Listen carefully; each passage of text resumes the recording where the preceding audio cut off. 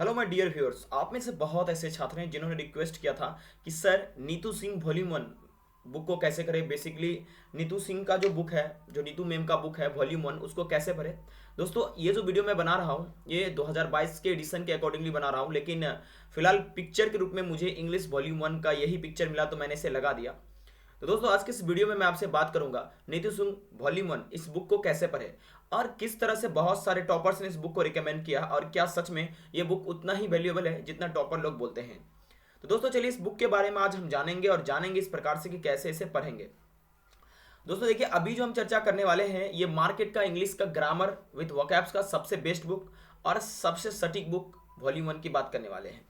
इस वीडियो में मैं आपसे बात करूंगा कि इस किताब को कैसे पढ़ें, कहाँ से पढ़ें और कैसे इस किताब से बहुत सारा प्रैक्टिस करें ताकि हमारे एग्जाम में हम अव्वल दर्जा का रैंक पा सके। अगर एसएससी की तैयारी करते हैं, अगर दोस्तों हम एनडीए सीडीएस किसी की तैयारी करते हैं, कैसे ये बुक सफिशियंट है और इसे क्यों पढ़ना चाहिए। तो चलिए सबसे पहले शुरुआत करते हैं हाउ टू रीड से। ठीक है, देखिए दोस्तों, जैसे मैं हर एक वीडियो में बोलता हूँ कि जब आप किसी किताब को पढ़ने के लिए बैठते हैं तो आपके पास एक पेन और एक कॉपी होना चाहिए और उसके अलावा आपके पास एक गुड इंटरनेट कनेक्टिविटी होना चाहिए ताकि आप कोई भी चीज़ कंफ्यूज हो रहे हैं उसमें पढ़ने के वक्त में तो आप उसे इंटरनेट पे अच्छे से देख सके। इसके अलावा आपको इस किताब को पढ़ने के लिए आपका बेसिक थोड़ा सा अच्छा होना चाहिए, यानी कि जब आप छठवीं और सातवीं क्लास में थे थोड़ा मोड़ा आपको ज्ञान होना चाहिए कि वर्ब क्या होता है, कैसे काम करता है। ठीक है, उम्मीद करता हूँ ये ज्ञान सबके पास होगा। और दोस्तों इस किताब को कहीं से भी पढ़ना मत शुरू कीजिए, कोई भी अगर कहीं से स्टार्ट कर दे तो इसे पढ़ना मत शुरू कीजिए। तो हाउ टू रीड में आपको चार बात ध्यान रखना है। सबसे पहले एक पेन और कॉपी लेकर बैठिए। क्यों बैठेंगे? क्योंकि आपको नोट करना होगा जो आपको लग रहा है महत्वपूर्ण है। ठीक है, इसके अलावा आप एक गुड इंटरनेट कनेक्टिविटी वाला कोई भी चीज़ आपके पास हो उसे रखिए और जब जरूरत पड़े वहां पर देखिए। थोड़ा सा बेसिक देखकर जरूर इस किताब को पढ़ने बैठिए। चलिए दोस्तों, तो हम स्टार्ट करते हैं आखिर इस किताब को पढ़े कहाँ से। दोस्तों देखिए, इस किताब को आप जब देखेंगे ना, इसमें बहुत सारे सेक्शन हैं। सबसे पहला जो सेक्शन है वो है आपका ग्रामर का। उसके बाद कुछ सेक्शन है जिसमें वोकैब्स हैं, कुछ स्पेलिंग टेस्ट हैं। 10 चैप्टर नए ऐड किए गए थे पुराने एडिशन के अकॉर्डिंगली उसके मुकाबला। दोस्तों इसमें जो है आप वर्ब टॉपिक से स्टार्ट करें। वर्ब टॉपिक में बेसिक पढ़ना शुरू करें। जैसे किताब को जब आप खोलकर देखेंगे तो उसमें आपको बताया गया कि वर्ब दो तरह का होता है, एक मेन वर्ब और एक एक्सुलरी वर्ब। ठीक है, इसके बाद अगर वर्ब बेसिक को आप पूरा पढ़ रहे हैं, ठीक है, तो उसके बाद आप पढ़िए वर्ब एडवांस को। अभी मैं बताऊंगा कि वर्ब बेसिक को कैसे पढ़े, कहाँ से पढ़े। ठीक है, इसके बाद इसमें एक और टॉपिक इंक्लूड है, verb as noun and gerund. ठीक है, ये दोनों टॉपिक दोस्तों न्यू एडिशन में इंक्लूड किया गया है जिसमें 10 चैप्टर एक्स्ट्रा ऐड किया गया है। ठीक है, देखिए सबसे बड़ा प्रश्न ये होता है कि सर आप तो वीडियो बना रहे हो, आप तो बोल दोगे हाँ ऐसे कर लो ऐसे कर लो, लेकिन ऐसे कैसे करें। ठीक है, देखिए मुझे भी पता है कि ग्रामर थोड़ा सा बोरिंग है। ठीक है, ग्रामर को जब आप पढ़िएगा तो आपको बोरिंग लगेगा, लेकिन मैं उम्मीद करूंगा कि इस किताब में इतना आसान भाषा में लिखा हुआ है कि आपको बोरिंग नहीं लगेगा। चलिए आखिर आपको पढ़ना कैसे है। दोस्तों इस किताब से ना सबसे पहले वर्ब बेसिक में आप कंसेप्ट को पढ़िए। जैसे मैं अगर बोलूँ वर्ब दो प्रकार के होते हैं, एक हेल्पिंग वर्ब एक मेन वर्ब। हेल्पिंग वर्ब के बारे में ये मेन वर्ब इतने टाइप के होते हैं। तो सबसे पहले इस किताब में जो भी कंसेप्ट दिए गए उस कंसेप्ट को बहुत ही अच्छे ढंग से आप पढ़िए, पहला काम। इसके बाद दोस्तों इसका एग्जाम्पल पढ़िए, क्योंकि दोस्तों मैं आपको एक बात बताना चाहता हूं कि कोई भी किताब अगर ग्रामर का स्पेशल आप पढ़ रहे हैं, ठीक है, अगर आप उसमें एग्जाम्पल नहीं पढ़ते हैं तो रूल आप कभी नहीं याद कर पाएंगे। आप एग्जाम्पल को याद करना सीखिए, उसके बाद आप रूल्स को याद करेंगे। ठीक है, इसके अलावा दोस्तों इसके पढ़ने के बाद आप क्या करें, कंपेयर करें। कंपेयर करने का मतलब क्या दोस्तों, जैसे मान लीजिए इसमें आपने पढ़ा हेल्पिंग वर्ब में मे और माइट। ठीक है, मे और माइट में आपको कंपेयर करना है कि मे कहाँ लगाया जा सकता है, माइट कहाँ पर लगाया जा सकता है। कंपेयर करने से आपका क्या होगा, तीक्ष्ण बुद्धि बढ़ेगा और आप एग्जाम में बहुत बेहतरीन कर पाएंगे। तो आपको क्या ध्यान रखना है, जब ग्रामर इससे पढ़ेंगे तो सबसे पहले बहुत ही आराम से कंसेप्ट को पढ़ना है। इसके बाद इसके एक एक एग्जाम्पल को कंसेप्ट के साथ पढ़ना है। और कभी भी ये मत सोचना है कि हमें ग्रामर में सबसे अधिक नंबर लाना है, नहीं। सबसे पहला काम ये होना चाहिए कि हम इससे कंसेप्ट को पढ़े समझे, उसके बाद एग्जाम्पल को समझे, उसके बाद कंपेयर करें। ठीक है, और जो आपको लग रहा है मोस्ट इंपॉर्टेंट क्वेश्चन या एग्जाम्पल, उसे आप एक मार्कर रखिए। ठीक है, और उससे आप मार्क कर दीजिए। और किताब पढ़ने के बाद, ये किताब में भी बहुत ऐसी बातें हैं जो आपके काम के नहीं हैं। ठीक है, लेकिन दोस्तों किताब बहुत बेहतरीन है, काम की ही बातें लिखी गई, लेकिन एक बार पढ़ने के बाद आपको अंदाजा लग जाएगा कि ये काम के नहीं है। लेकिन जो पॉइंट्स आपको लगता है रिकॉल करने का, उस पॉइंट्स को आप बहुत बेहतरीन ढंग से कीजिए। ठीक है, जैसे मैं एक एग्जांपल आपको बताना चाहता हूं। जैसे मान लीजिए मैंने दो शब्द लिया, एक शब्द मैंने आपके सामने ले लिया काइंडली रिक्वेस्टेड, और एक शब्द मैंने आपके सामने ले लिया कजन ब्रदर। देखिए काइंडली रिक्वेस्टेड एक साथ नहीं लिखा जा सकता है, क्योंकि रिक्वेस्ट का करने का मतलब ही होता है अनुरोध करना, दोनों को एक साथ नहीं यूज किया जा सकता है। और कजन ब्रदर में कजन का मतलब ही होता है चचेरा फुफेरा ममेरा भाई, जिसमें ब्रदर का यूज करना सही नहीं है। इसको बोलते हैं दोस्तों सुपरफ्लुअस एक्सप्रेशन, अननेसेसरी चीज लगा देना, रिडंडेंट चीजें लगा देना। तो इसमें दोस्तों आपको ये ध्यान रखना है कि भाई इसमें जो चीजें जरूरी है उसको हम रिकॉल करेंगे, बार बार उस पॉइंट को मार्क करेंगे। तो पढ़ने का बेसिक तरीका यही है, ठीक है। और इसके अलावा दोस्तों देखिए, आप लगातार ये टॉपिक नहीं पढ़ सकते, जैसे वर्ब बेसिक, वर्ब एडवांस, इतना स्टेमिना किसी में नहीं होता, क्योंकि मैं शुरू में आपको बताया ग्रामर इज बोरिंग। तो सर करना क्या है, क्या एक्चुअली में करना है, देखिए इसमें आपके बहुत सारे ऐसे सेक्शंस हैं जिसमें आपको अच्छे से पढ़ना है। जैसे मान लीजिए आप कंसेप्ट पढ़ रहे हैं, ठीक है, और ये आप ग्रामर का सेक्शन पढ़ रहे हैं। ग्रामर मान लीजिए वॉल्यूम वन से, मैम का बुक से, नीतू सिंह के मैम, नीतू मैम के बुक से, सॉरी। आप इसमें से दोस्तों मान लीजिए कि आपने कोई टॉपिक जैसे पढ़ा, 1 घंटा आपने ग्रामर पढ़ा, और मान लीजिए इस किताब को आप 1.5 घंटा पढ़ रहे हैं, 2 घंटा पढ़ रहे हैं, आप अपने टाइम के हिसाब से पढ़ रहे हैं।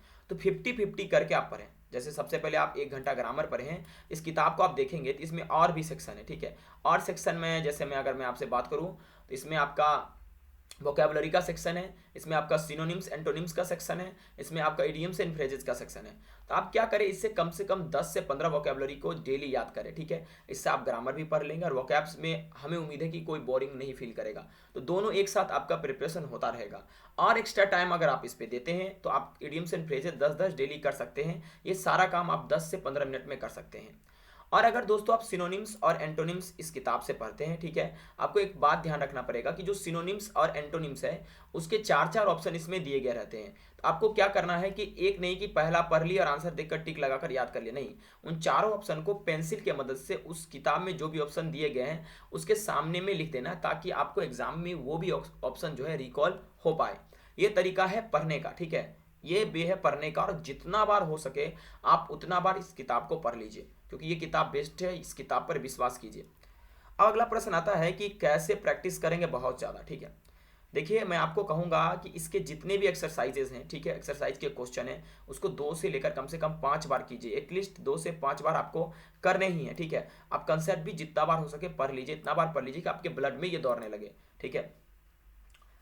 इसके अलावा दोस्तों जब आप इसमें से कोई टॉपिक पढ़ लेते हैं, जैसे वर्ब, तो वर्ब टॉपिक आपने किया, इसका स्पॉटिंग एरर का एक्सरसाइज किया, तो आप जिस एग्जाम की तैयारी कर रहे हैं उसके लिए भी आप प्रैक्टिस सेट लगाते होंगे या उसका प्रीवियस ईयर क्वेश्चन होगा। आप इस किताब की मदद से पढ़ने के बाद उस टॉपिक के प्रीवियस ईयर का क्वेश्चन आप एट अ टाइम लगा लीजिए। जैसे आपने वर्ब टॉपिक पढ़ा, तो वर्ब टॉपिक के कॉमन एरर करने के लिए आपके पास जो भी PYQ है उसे आप कर लीजिएगा। मैं आपको रिकमेंड करूंगा कि किरण का अगर आपके पास नहीं है तो PYQ खरीद लीजिए, स्पेशल स्पॉटिंग एरर का, ठीक है। इससे आपका spotting error, fill in the blank, sentence improvement, सारा चीज कवर होगा। धीरे धीरे करके आपको इसी तरह से पढ़ना है, ठीक है, ओके। अब अगला प्रश्न है, इज इट सफिशिएंट, क्या ये बहुत ज़्यादा है, इसके अलावा कोई ग्रामर बुक हम प्रीफर ना करें। दोस्तों देखिए मैं आपको बोलूँगा कि ये जो किताब है वॉल्यूम 1, ध्यान से समझिएगा, ये आपके ग्रामर के लिए सफिशिएंट है, ठीक है। ग्रामर में कोई भी टॉपिक है उसके लिए बहुत ज़्यादा है। आपके स्पोर्टिंग एरर इसी में आ जाते हैं, ठीक है, और सेंटेंस इंप्रूवमेंट के लिए भी ये इनफ है। यानी एक ये किताब आप केवल और केवल पढ़िए, ठीक है, और इस कोई भी दूसरे किताब पे माथा मत लगाइए, ठीक है। लेकिन हाँ दोस्तों कई ऐसे किताब है जो बहुत ज़्यादा महत्वपूर्ण है, जैसे आपके मैं यूँ कह सकता हूँ वर्ड पावर मैडीजी, जो सभी SSC के छात्रों को पढ़ना चाहिए, ठीक है। ये किताब ग्रामर पॉइंट ऑफ व्यू से सफिशिएंट है। आप इसके अलावा कोई भी किताब प्रेफर ना करें, आप इसी किताब को बार बार पढ़ें। आप अच्छा मार्क्स जरूर लाएंगे, लेकिन इसके अलावा आपको प्रैक्टिस भी करना पड़ेगा, जिससे आप बेहतरीन कर सकते हैं, ठीक है, ओके। अगला है कि वाई शुड बी रीड, हम लोगों को इस किताब को क्यों पढ़ना चाहिए। देखिए इसका साधारण सा आंसर है कि ये किताब सबसे पहले अननेसेसरी चीज़ के बारे में बात नहीं करता है। रिडंडेंट जो चीज़ें होती है, अननेसेसरी चीज़ें, जैसे बहुत सारे ऐसे किताब होते हैं जिसमें फालतू की बातें लिखकर उसे मोटा कर दिया जाता है। तो ये किताब आपको उतना ही बातें बताएगी जो आपके एग्जाम पॉइंट ऑफ व्यू से महत्वपूर्ण है। इसलिए और इसके अलावा जितने भी टॉपर्स अब तक हुए हैं, चाहे SSC में, NDA में, चाहे CGS में, सभी लोगों ने एक बात जरूर कहा है कि नीतू सिंह वॉल्यूम 1 सबसे बेस्ट किताब है, और आप जब पढ़ेंगे तो आपको भी बेस्ट लगेगा। जिस प्रकार से मैंने बताया पढ़ने का सीक्वेंस, जैसे कि आपको ध्यान रखना है सब चैप्टर के लिए, ईच एंड एवरी चैप्टर के लिए ध्यान रखिएगा इस बात को। जैसे मैं आपको बताना चाहता हूँ, जैसे मैंने आपको क्या बोला कि कि सबसे पहले कंसेप्ट, उसके बाद एग्जाम्पल, उसके बाद कंपेरिजन, उसके बाद मोस्ट इंपोर्टेंट क्वेश्चन मार्किंग और वीवीआई पॉइंट रिकॉल, और इसके बाद दोस्तों प्रैक्टिस। ये 5 महत्वपूर्ण बिंदु हर एक चैप्टर पे लगाना है, ठीक है। और वर्ब बेसिक जब कंप्लीट हो जाएगा तब वर्ब एडवांस की ओर बढ़ना है, और वर्ब तब as a noun and gerund की ओर बढ़ना है। सबसे पहले ये कंप्लीट करना है। कहीं पर भी आपको शुरू में वर्ब एडवांस पढ़ाया जाता है, प्लीज ना पढ़े। बेसिक आपका बेहतर रहेगा तो एडवांस भी आप कर सकते हैं। इस प्रकार से आप नीतू सिंह वॉल्यूम 1 को कंप्लीट कर सकते हैं। देखिए ग्रामर में सबसे पहला आपको कंसेप्ट याद रहना चाहिए, ये अत्यंत महत्वपूर्ण है। रटकर आप ग्रामर में अच्छा नहीं कर सकते हैं, एग्जाम्पल को याद रखिएगा तभी ग्रामर में बेहतरीन कीजिएगा। तो इस तरह से आप वॉल्यूम 1 को पढ़ें। अगर आप लोग हमें कहेंगे तो हम वॉल्यूम 1 का ईच चैप्टर को आपको एक्सप्लेन करके सामने में रख देंगे। लेकिन दोस्तों आपसे एक रिक्वेस्ट है, इस वीडियो को ज़्यादा से ज़्यादा शेयर कीजिए ताकि उन स्टूडेंट के पास पहुंच सके जो कि सच में इंग्लिश में स्कोर करना चाहते हैं लेकिन उन्हें सही किताब नहीं मिल पाता है।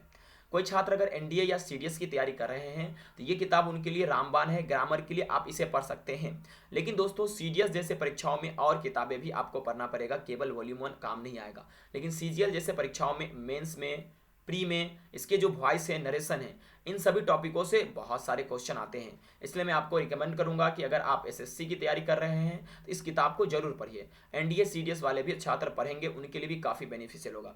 ये वीडियो आपको कैसा लगा अंत में अपना राय देकर जाइएगा और आप बताइएगा कि आप इस किताब को किस प्रकार से पढ़ते हैं। Thank you very much for watching this video. मिलते हैं अगले एपिसोड में किसी और बेहतरीन वीडियो के साथ।